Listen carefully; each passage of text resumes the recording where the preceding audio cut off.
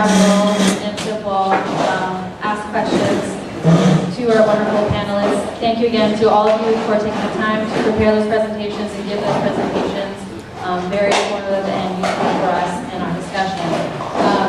I will start it off by asking you all to raise your hands and please speak clearly. We only have one microphone, so I'm going to give it over to our panelists. So when I choose you, please speak loudly so we can all hear. Yeah, and we'll get started.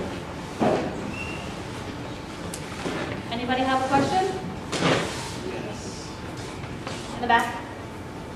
Yeah, my question's for Richard. Appreciate that overview of the SALT study. I was just saw that you had some exposure monitoring completed after the, I guess, capping of the well. Just wanting to know more on what type of monitoring was done. Was it VOCs, particular from in situ, or is this person type of sampling? And Yes. did you get any monitoring data from BP from the actual source? Yeah, so the question was about exposure monitoring and the different sources that we got.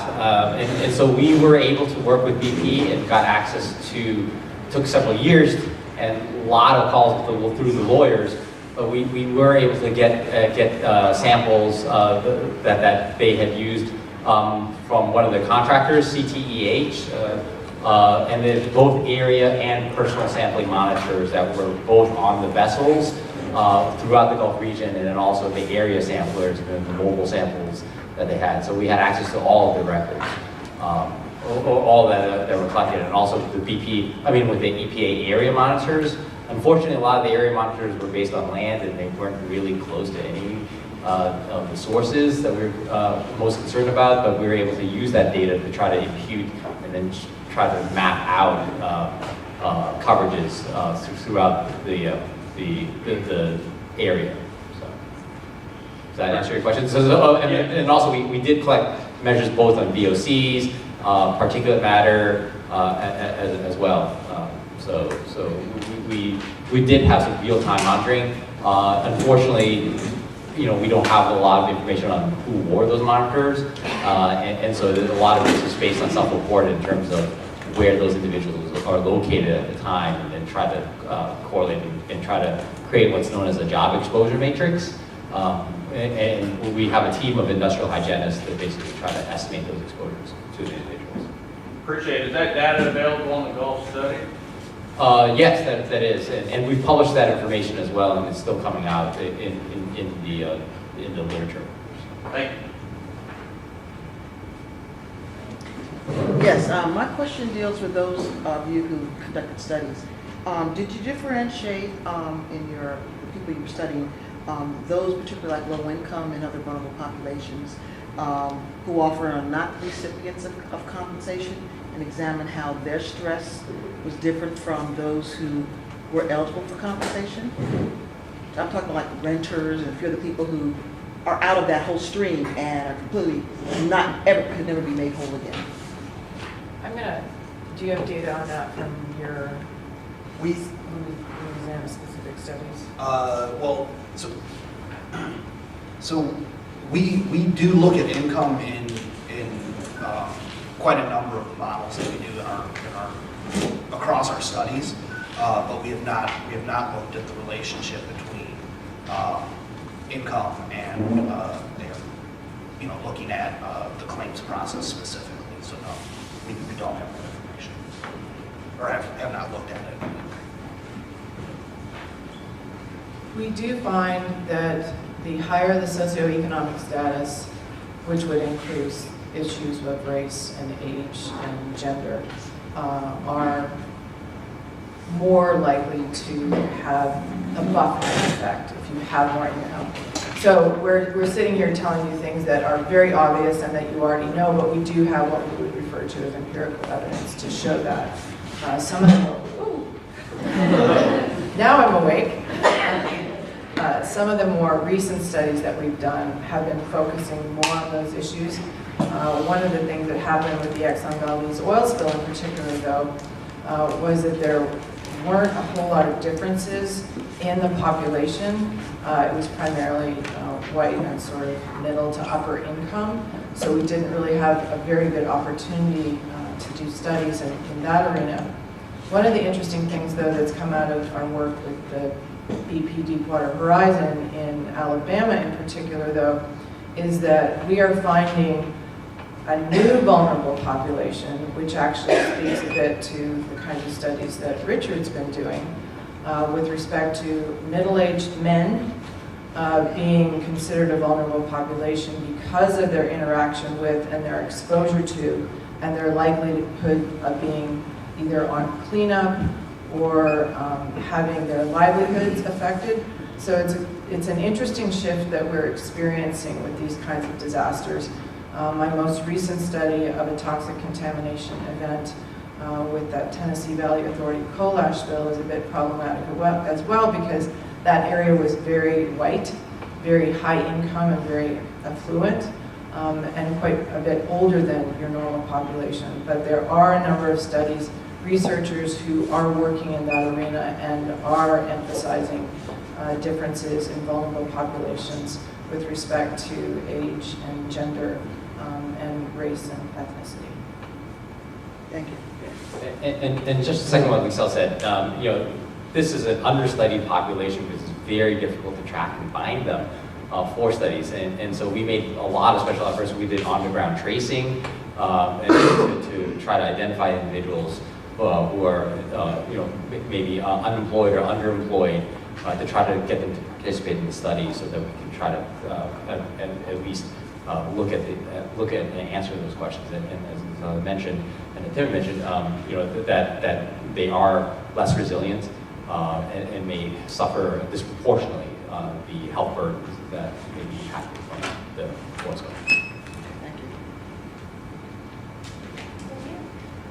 I had a question for Richard. So in reference to the community outreach and the surveying that you said that's ongoing, kind of going back to what was talked about, the assessment fatigue, do you see that now? Are you getting a good return from the community as far as the surveying, or how is that going now?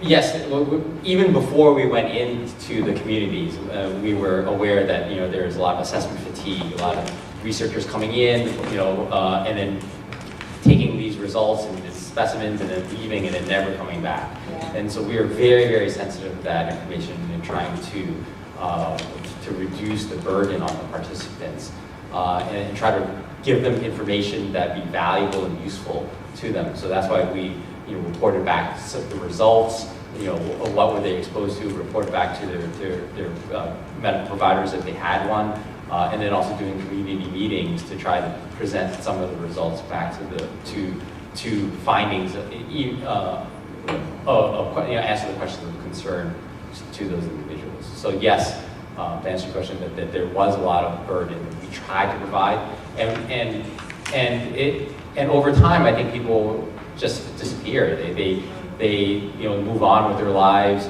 and so we try to great efforts to try to find these individuals because they participated in the enrollment, and we try to keep them, but over time, they fall off.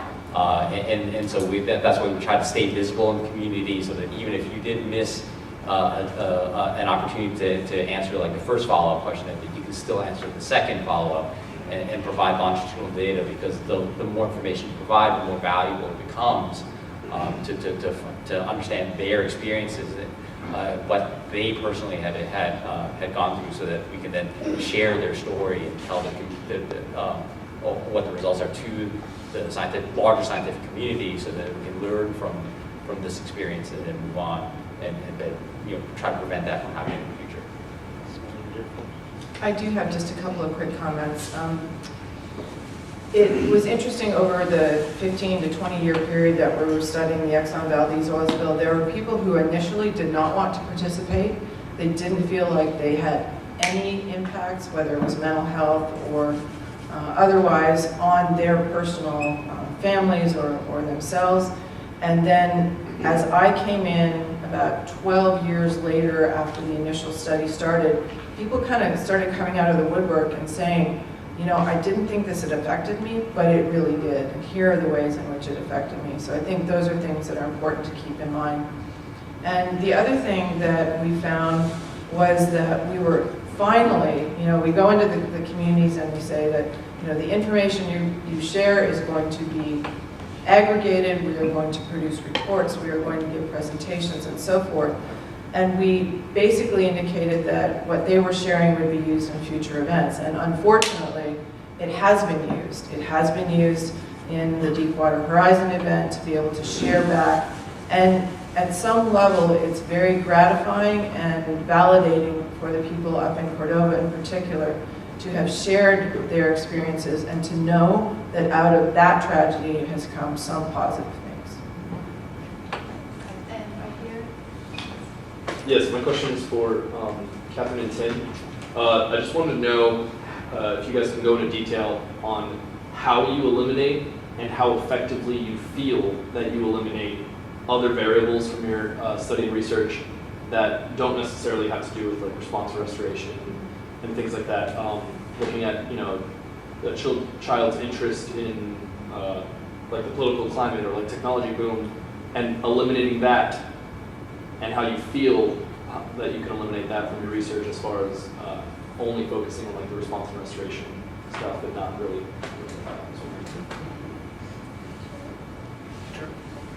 Yeah, so I mean, the main way we do that is statistically. So when we model an outcome, we don't just look at the relationship between what we call the dependent variable, outcome variable, and our main independent variable of interest. We typically have a lot of other variables in the model, some of which might be theoretically relevant or conceptually relevant, and others that might just be sort of what we would call control variables, right? So we're trying to net out maybe just kind of control for you know, basic socio-demographic characteristics or something like that. So that's the primary way that we do that. That said, you know, there's always a lot of variance in the outcome that we don't explain, that we don't have. That is unmeasured, and that we don't have predictors that capture, so that capture that variance. So I mean, does that help to answer your question? I mean, what we try to do it by incorporating other sorts of variables in the models, but there's always unexplained variance for sure. Yeah, and just to follow up on that, I think like Tim explained, so we have. You know, as you're putting together a survey, you want to sort of balance collecting as much information as you can with not creating like a super long survey that's going to be, you know, tiring and put an unnecessary burden on the respondent. And one of the ways that we can sort of capture or shed light onto things that we aren't able to get out of the survey is by having a mixed methods approach that brings in things like focus groups, brings in other types of qualitative data that we can then sort of put up to complement and maybe get a little bit of a deeper dive or sort of explain the things that can't be captured with a quantitative survey. Yeah, so as Tim Catherine mentioned, you know, statistically you can kind of control for all these different variables, collecting how you design the study, who you ask, and then also repeated measures. So are you finding these in different populations?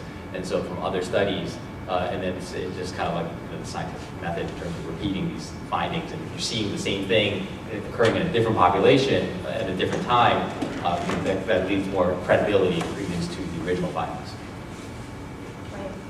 Yeah, specific to dispersion use, I mean, I can tell you there are folks inside the DC Beltway that are always skeptical of any kind of health or psychological impacts of dispersant use.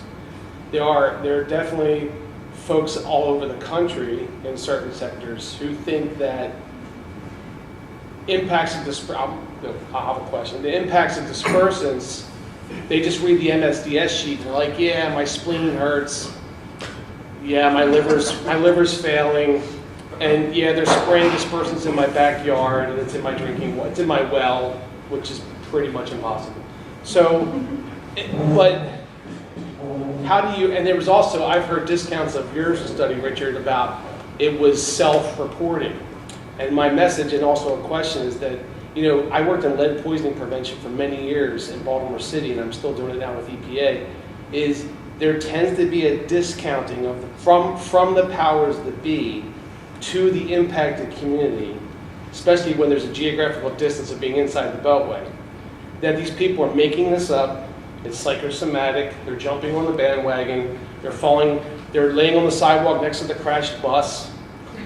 If you understand the analogy, I was in that, I was there, I was hurt, because they think there's money coming or attention or some kind of compensation. And I wondered, how do all of you deal with the fact that there are folks that will doubt that the public knows really what's impacting them, or that, you know, dispersants are good for you, don't worry about it, you're just becoming irrational in your response to the use of them.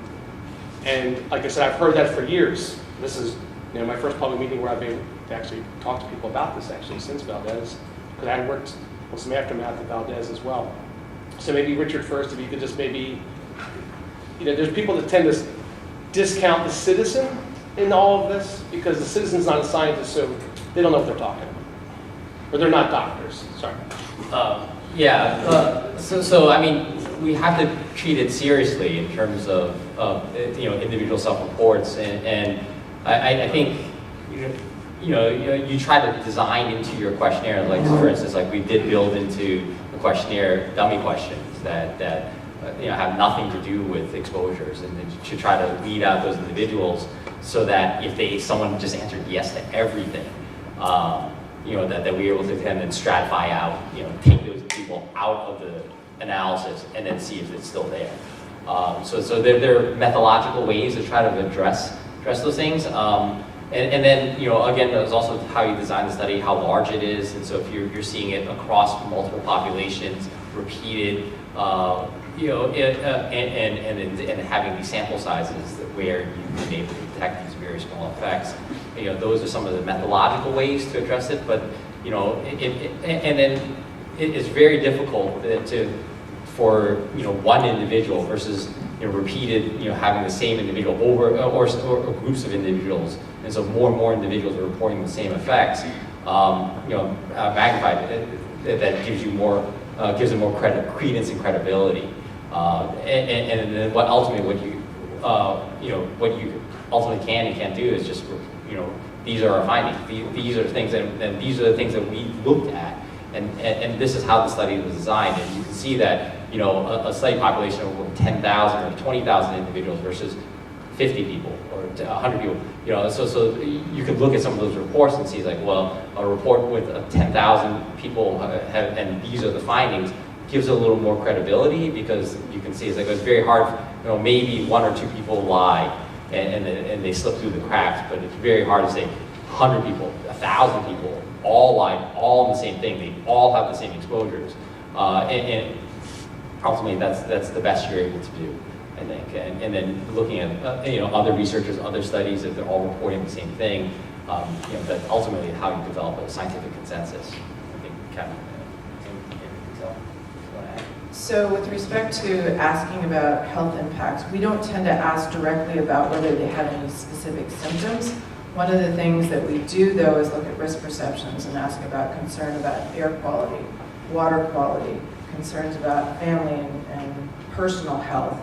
We look also at whether they believe that the fish or whatever produce or whatever has been contaminated is safe to eat. So we don't tend to delve into that as sociologists, but what we can tell from that is that concerns about those things do result in elevated levels of stress. So whether it's actually happening or not, then we still can tell that their risk perceptions are influencing their coping strategies, their avoidance behaviors, and their levels of stress, including PTSD. Yeah, so our RCYC, at least, is a project that collects information on social experiences and also public health. So we do have a series of different scales and screener type questions that are similar to what might be used at primary care, for instance, that would indicate the possibility that a person might have, for instance, like PTSD or something like that. So we do have a series of those types of questions within our survey, and I think ultimately, whether the person is with mental health questions, especially whether the person is reporting for themselves, or in the case of RCYC, we have parents who report for themselves and parents who report for their children. Because it's just like children are a vulnerable population following a disaster event, they can also be a more vulnerable population to study. And so, our survey collects information about children based on the parents' report. And so I think it's just important when reporting these findings to discuss the limitations of that. And that this is, sort of the bounds from which we can get the information, and that there are limitations, but there's also a lot of information there that the parents in RCYC at least are continuing to develop and provide to us year after year. Yeah, so just to piggyback on what other folks have said, I mean, the way that we try to hedge against those concerns is to be really careful to try to build those considerations into how we approach the data collection. But ultimately, those concerns cannot be eliminated entirely. And so with that being the case, we need to be forthright about the limitations of our studies when they exist. And not only should we be worrying about kind of psychosomatic kinds of issues, right? But sometimes there's social desirability biases, right? I mean, people think it would be better. It's better if I answer the questions this way versus that way, right? So we need to be thinking about those issues. But ultimately, like Liesl said, I mean, one of the things that we think about a lot in sociology is that what is perceived as real becomes real in its consequences, right? And so, when you think about, is it because the oil caused this that somebody's stressed out, or is it because they think the oil caused this that they're stressed out? They're still stressed out, right? And I think the last thing to think about when you talk about the sort of that view from the Beltway would be to think about what, like Richard said, there's always you're always going to have a few people that might give you bad data, give bad answers, or lie, right? But when you're talking to lots and lots and lots of people, that you would think that unless there's some kind of systematic way that people are lying, that should wash out, right? And in terms of thinking about the Beltway, I mean, I guess what you have to think about is why would you think that local people would systematically lie, right? I mean, people outside the Beltway expect that of people inside the Beltway, frankly. Okay, I mean, so when you think about what are people's agendas, right? I mean, Agenda. yeah. I'll leave it. Okay, we're gonna take some more questions here. First here and then here. So most of you got up and spoke about the BP oil spill, which occurred 8 years ago now. But my question is more about the Taylor spill. And if you think, the Taylor spill is an ongoing oil spill for now 14 years. So do you foresee any kind of studies such as what you're doing now coming out of this spill? Because I'm a resident here, so it's the more innocuous ones that happen every day with no consequence and no accountability that make me more worried than the really sensational BP spills, So do y'all see any studies such as what you're doing coming out of the Taylor spill? And how would those look? What was it happening, 14 years past the incident? Yeah, I think you raise a really good point. I mean, when we were doing our focus groups, we had one person say, that when it came to the Deepwater Horizon spill, it wasn't. He said we always have oil in the water. We just have a lot more right now, right? And I think that speaks to the Taylor spill too. It's very much one that's flown under radar, and it's gone on for a really long time. The estimates are that it could well surpass BP BP spill in terms of the total, the total leakage. So, but I don't know if anybody's digging into it or not.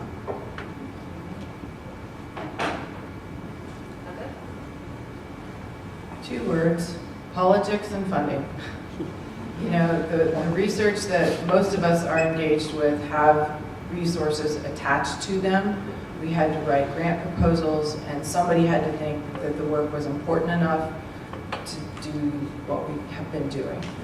Again, I self-funded my dissertation research. I was in a very fortunate position to be able to do that, but I've been seeking opportunities for funding for a third wave of our work in Alabama on the BP spill, and have had no luck, despite the fact that it's a really unique study, not unlike what you all have been doing in Louisiana and onward. So I think those two issues are key, and you're right, you know, those more sensational kinds of events are the ones that are going to get funded and are going to continue to get the attention. And just to piggyback on what Michelle and Tim had said, you know, a lot of it's just visibility, bringing attention to the matter, and so a lot of it requires local activism, working with communities to highlight the issue, and then bring it to the attention of policymakers and the funding agencies to provide resources to better study that. And so until that happens, you know, if there are no resources, it's very difficult to get those questions answered.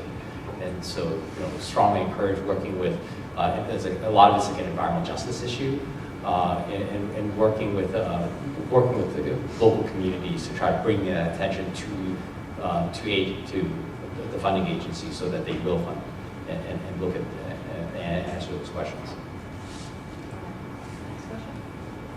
My name is Luke Sanchez. I'm with the Coast Guard here in Roma. I have two questions or two parts. First one, question clock. That is, so, I mean, down here, oil spills are an everyday occurrence, really, and a lot of people are employed in the response field. Did your study have any question about if people you were interviewing are still working in that field and are still encountering oil spills? Yeah, no, we asked about their current and former employment, their job and occupational history, and so what exactly they did, how were they involved, and also, you know, we know where they came from as well. So if they work with the Coast Guard, if they work for a contractor, BP, if they're a local community member, we try to collect as much information as we can and try to characterize.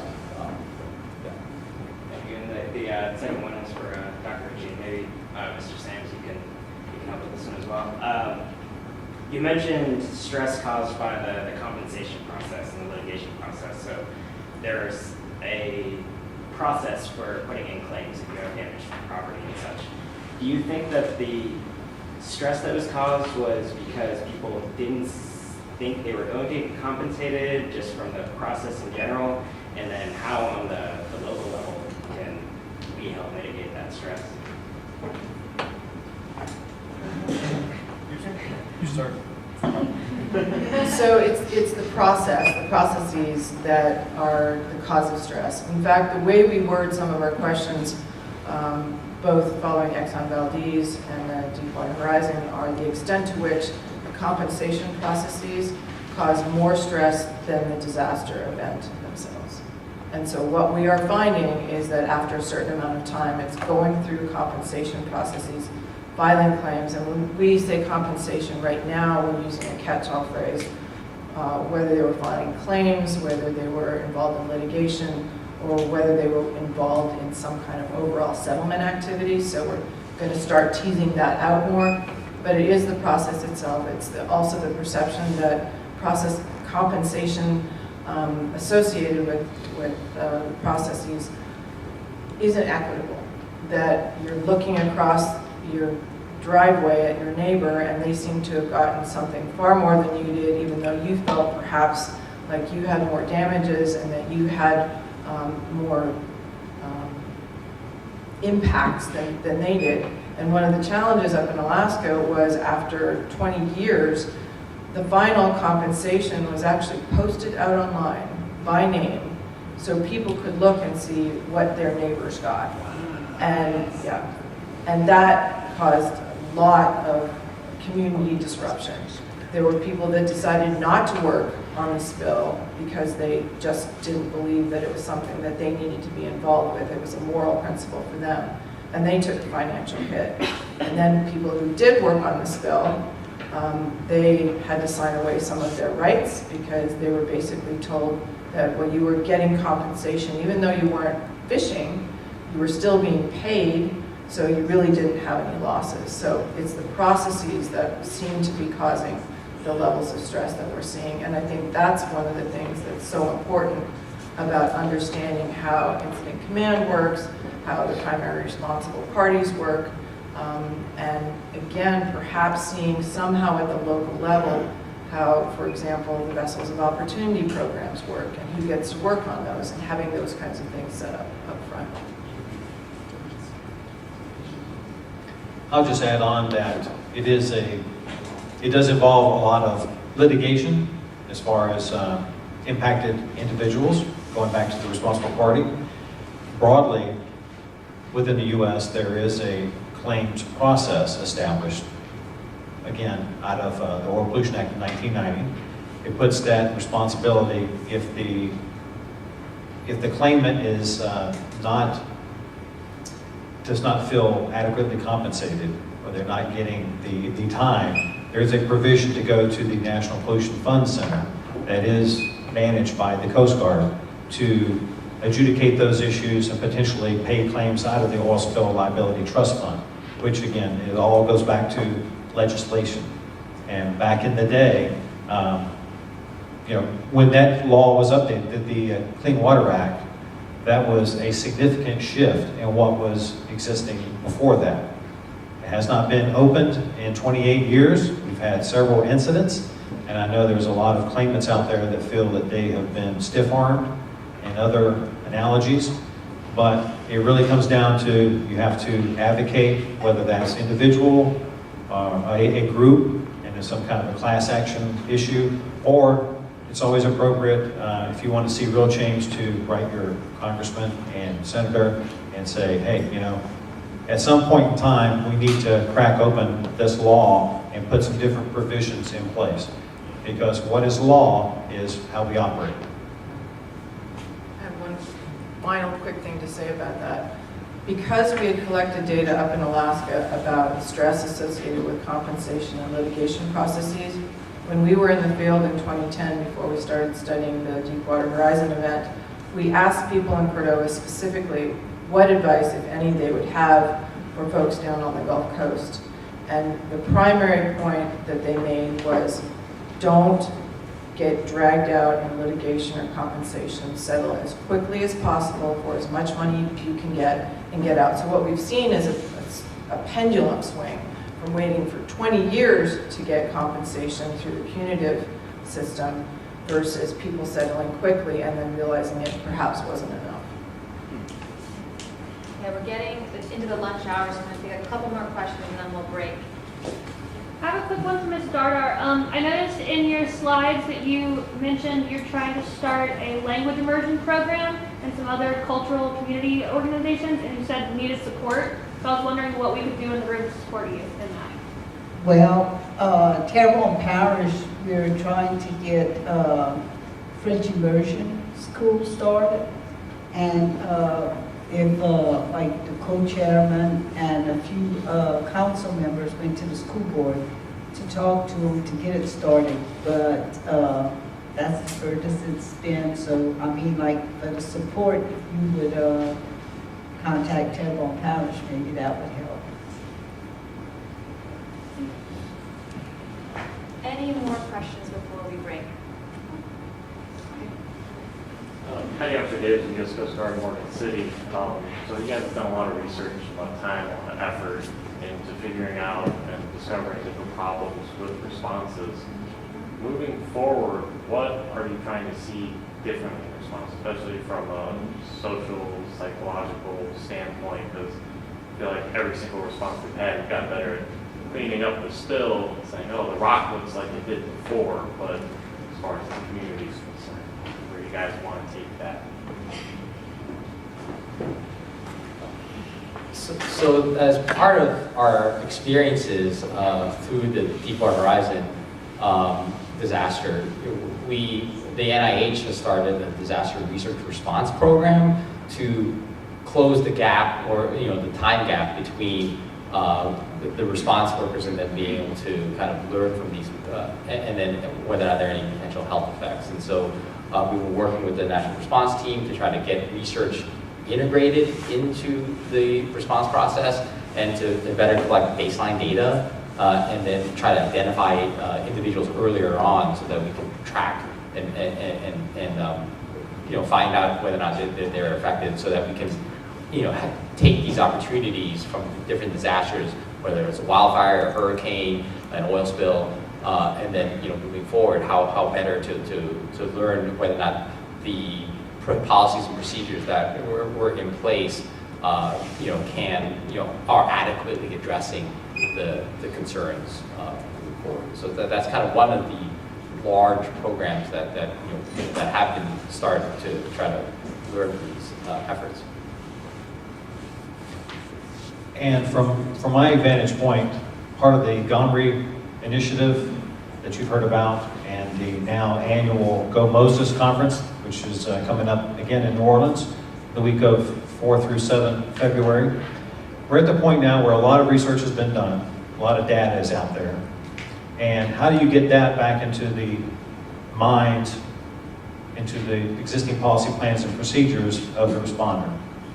And that has not been solved yet, but what we have done is recognize that, and all these published papers and studies are great, but if we never see them, they never get enacted, then it's just more studies out there on the internet.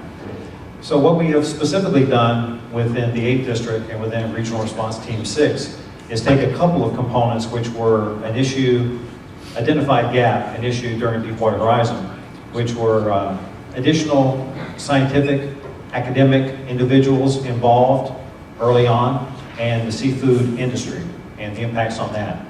Of course, the Coast Guard, we normally go through the NOAA Scientific Support Coordinator as our belly button to the scientific community, and we don't own that seafood decision making at all. That's nationally, that's NOAA as well, a different component of NOAA, along with the states. But we have, working with the esteemed Ann Hayward Walker with SEA Consulting and many others, taken that information, and we are close to finalizing appendices in our regional contingency plan, so it'll be incorporated through reference to your existing area contingency plan, and we'll have access to that to improve the process next time. So it's a step forward, but we have not figured it totally out yet. Last thing is, it is tough to get academics at area committee meetings or at regional response team meetings. Why? Because everyone's busy, a lack of funding, and a lack of grants, because, correct me if I'm wrong, you doctors on the panel here, that it's all about getting access to grants, getting that funding, working on something and producing something at the end. The day in, day out pollution contingency planning work is very, very boring.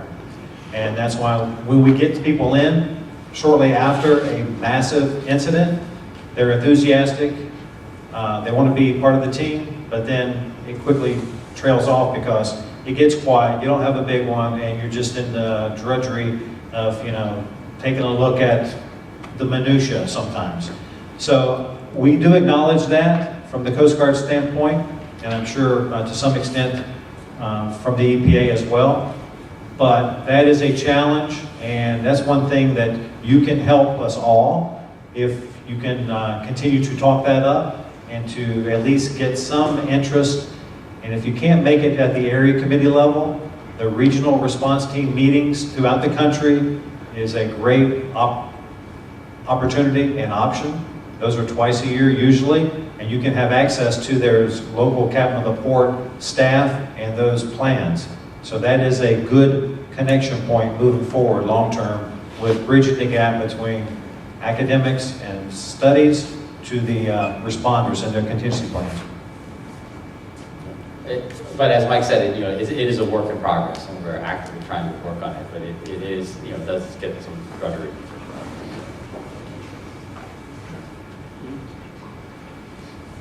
Yeah, that's a really interesting question. I mean, I think that the main thing that I work with stress, or that probably a lot of folks work with stress, is that there's not going to be a one-size-fits-all kind of approach that makes sense everywhere.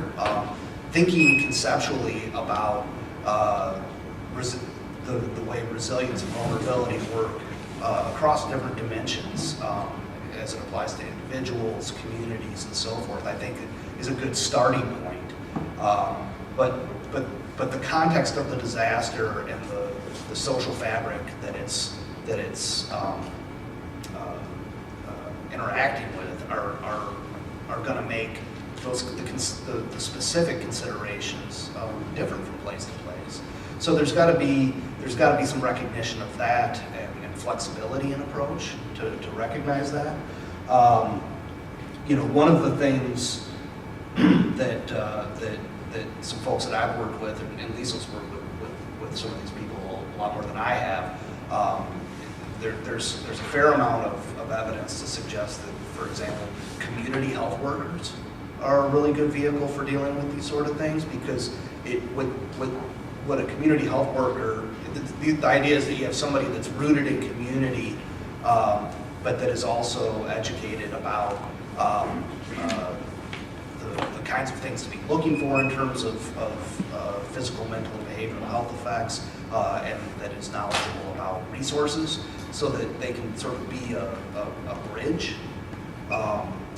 That's a vehicle that's been important in the past. But and then I guess the other thing that comes to mind is just that we know that social support matters. So one of the things that communities can be thinking about is how are people networked together? How are different organizations networked together?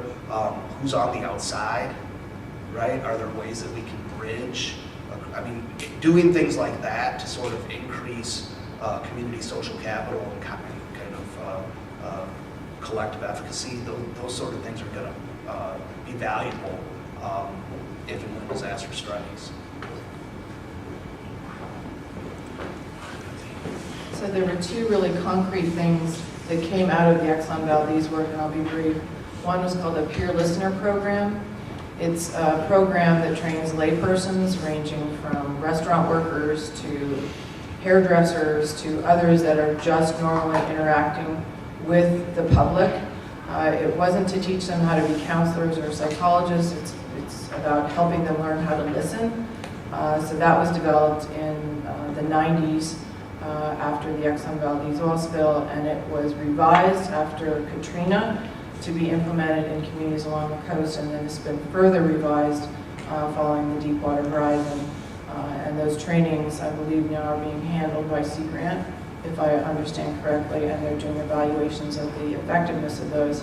Oh, and apparently there is information about that at the back that's being held up. And then finally, there is a handbook developed after Exxon Valdez called Coping with Technological Disasters, that again was able to highlight the things that are different about technological disasters and how communities may respond to them, and things to be on the lookout for, including this notion of conflict and social disruption.